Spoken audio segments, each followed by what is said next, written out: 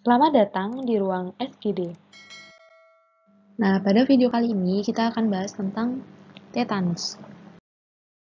Pertama dari definisinya terlebih dahulu.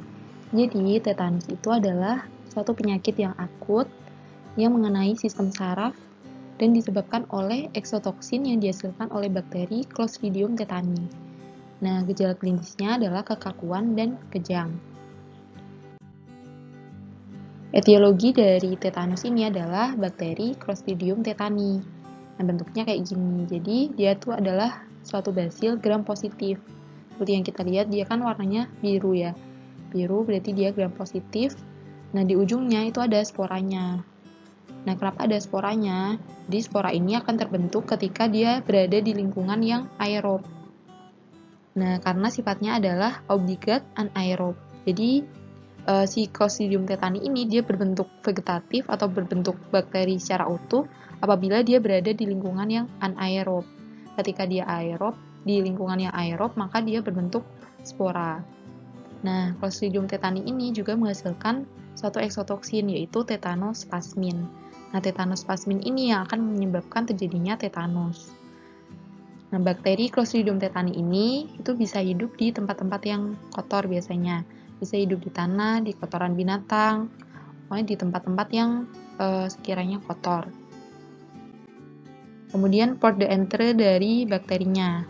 Jadi bakteri Clostridium tetani ini bisa masuk ke dalam tubuh melalui luka atau jaringan yang terpapar keluar, seperti adanya luka tusuk, patah tulang, gigitan binatang, atau luka bakar. Kemudian luka operasi yang terinfeksi juga bisa. Luka kotor ataupun karies gigi. Jadi Clostridium tetani itu juga bisa masuk melalui gigi yang berlubang. Kemudian otitis media ini juga bisa menjadi port d'entrée bakterinya. Kenapa? Karena pada otitis media itu kan membran timpaninya dia udah terjadi perforasi ya. Jadi bakterinya bisa masuk lewat sana.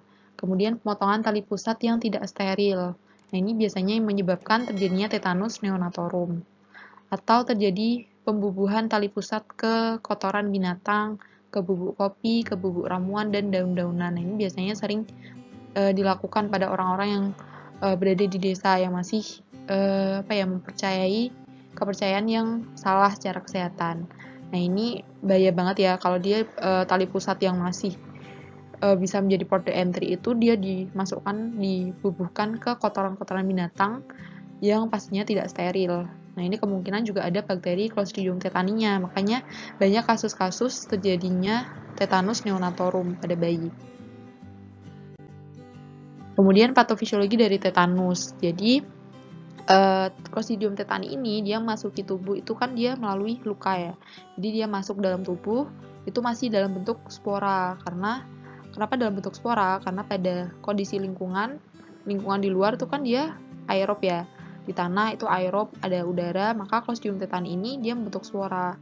Nah, pada saat dia masuk ke dalam luka, di mana luka itu kan dia lebih anaerob. Karena pada luka itu biasanya tidak teraliri oksigen yang optimal, sehingga spora ini bisa bervegetasi menjadi bakteri Clostridium tetani.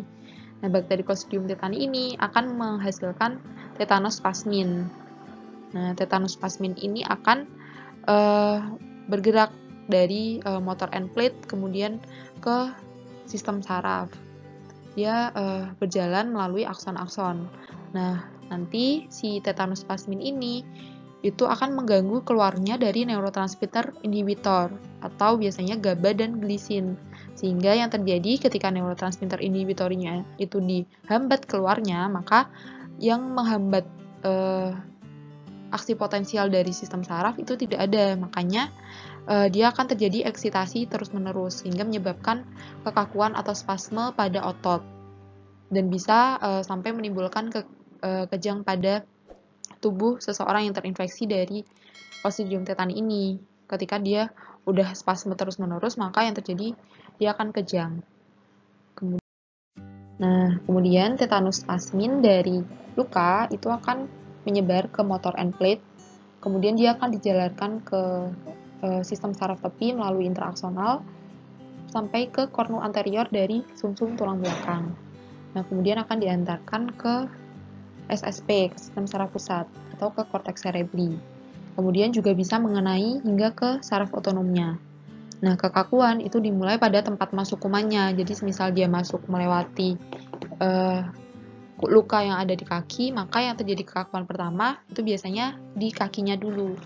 Kemudian, ketika sudah mencapai di sumsum tulang belakang, maka kekakuannya akan makin berat. Dia akan terjadi kekakuan pada ekstremitasnya, pada otot dada, pada otot perutnya. Nah, kemudian ketika toksinnya itu sudah mencapai korteks cerebri, maka akan terjadi kejang pada pasiennya.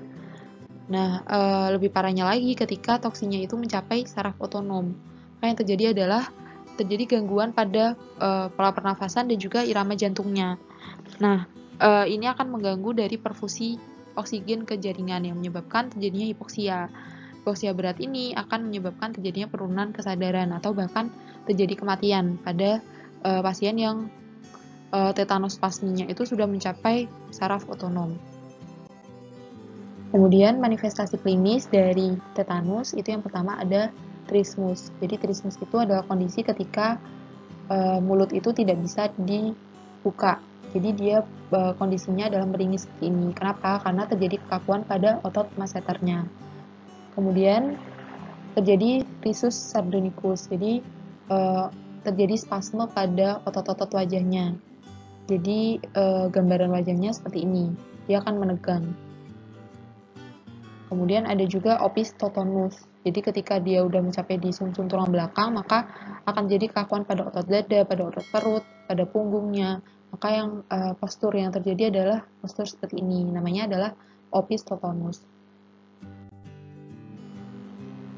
Nah, ini klasifikasi tetanus berdasarkan derajat penyakitnya.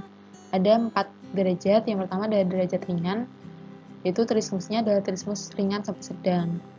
Terjadi kekakuan ringan dan belum ada kejang, dan belum ada gangguan pada saraf otonomnya, tidak ada gangguan pernafasan.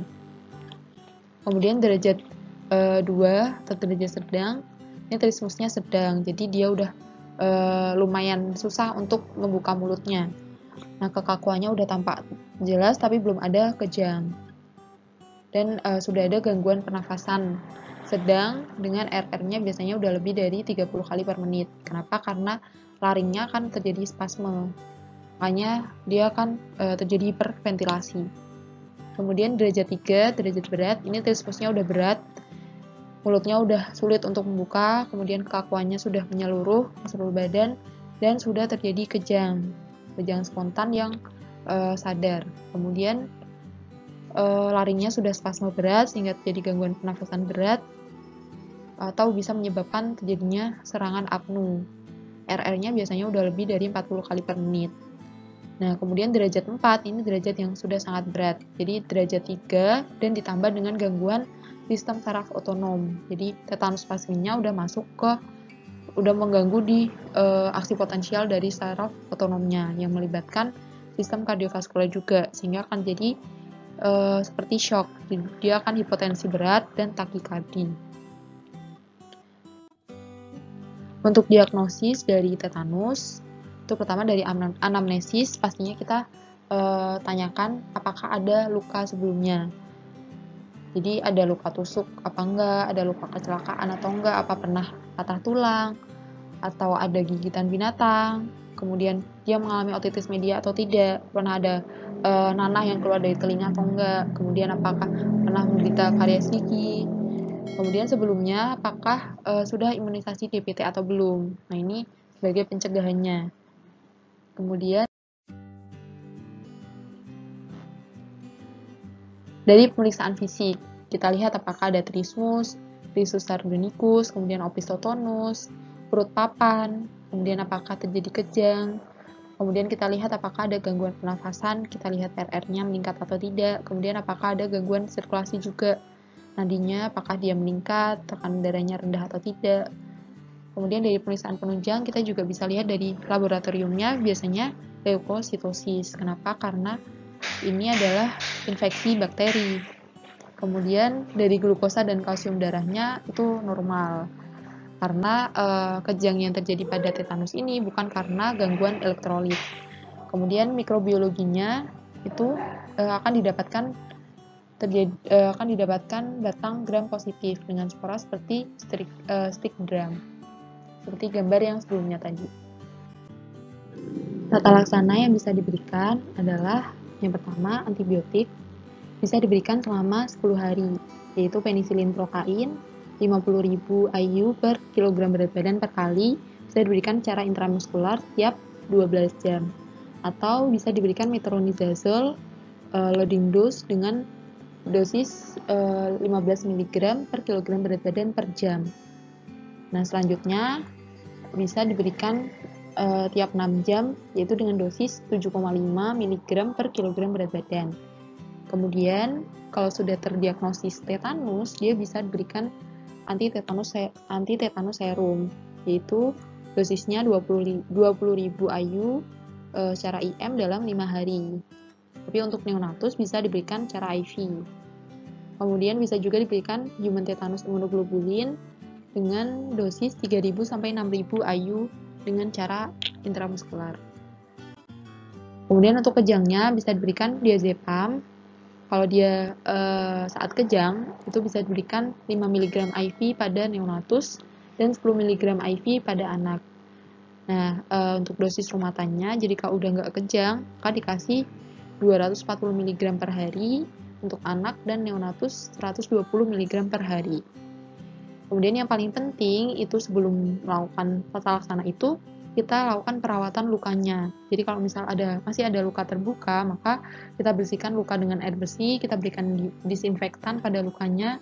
Kemudian kalau ada jaringan-jaringan yang kotor di sekitar lukanya, bisa dilakukan debridement. Baik, sekian untuk video kali ini. Thank you for watching.